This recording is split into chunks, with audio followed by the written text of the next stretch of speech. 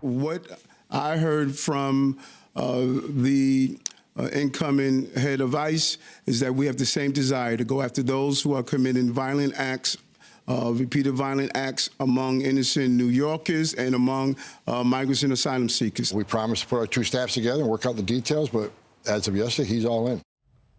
Incoming border czar Tom Homan and New York City Mayor Eric Adams say they have the same goals. Following their meeting this week on the migrant crisis, this as many Democratic-run cities and states are looking to further protect migrants against deportations, a move San Diego County in California made this week. For more on that, let's bring in the man in the middle of that fight, the lone San Diego County supervisor to vote no on furthering sanctuary city policies, Jim Desmond.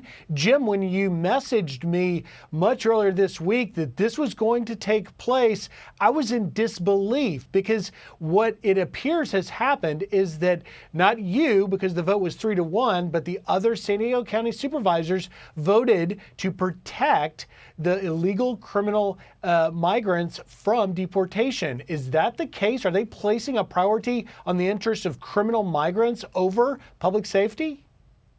Well, what they're doing is they're putting in another bureaucratic layer hindering local law enforcement from being able to engage directly with ICE and let ICE know, hey, we've got this this person in our jail that has committed a crime. They've been tried. They're here in jail. They're here illegally. And right now, or we have had, in the past, before this passed, we had direct access to ICE. We could pick up the phone, give them a call, let them know, hey, this person's in our custody or this person's about to be let out of jail. And so what my colleagues did is they put in another layer of bureaucracy that hinders law enforcement from directly working with ICE by making now the requirement is going to be that we get a federal or state warrant to be able to contact ICE. Before, instead, we had that direct access. Now we have to go through some judge who knows which way this judge is leaning. We need to clean up our streets. We need to keep our community safe. And by this action, it makes us less safe and the bigger potential of these people just being let out onto our streets in San Diego County and making them less safe. Jim, why would your colleagues do that? I don't know. You got to ask them. It was just, the reason some of the people that were, for this effort, they were saying, well, you're breaking up families, and people will be less likely to report crimes. This is about people that are already in jail. This in San Diego County, they're already in jail, and they've already been tried and committed, for these crimes.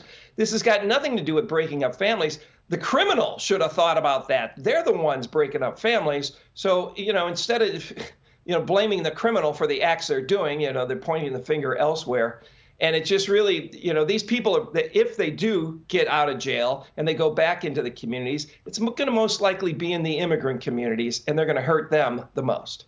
Yeah, that's the demographic that faces the greatest threat.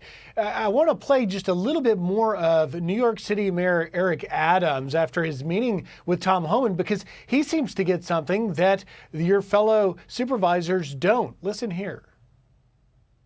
We're going to protect the rights of immigrants in the city that are hardworking, giving back to the city in a real way.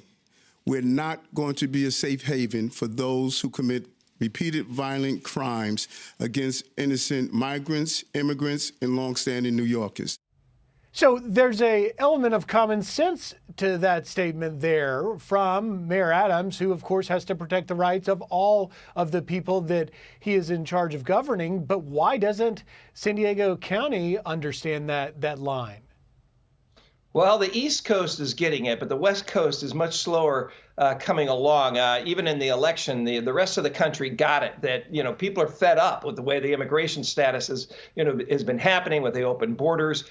Unfortunately, my colleagues, I think this is more in retaliation, and our governor even, Newsom, wants to Trump-proof California. And so my colleagues, all three of them Democrats that voted for this, are, I think, going along in that same effort. And we're the doormat for the border here in San Diego County. We've had over 155,000 people just dropped into our streets. We have boats pulling up onto our beaches and dozens of people just jumping out and running into our neighborhoods.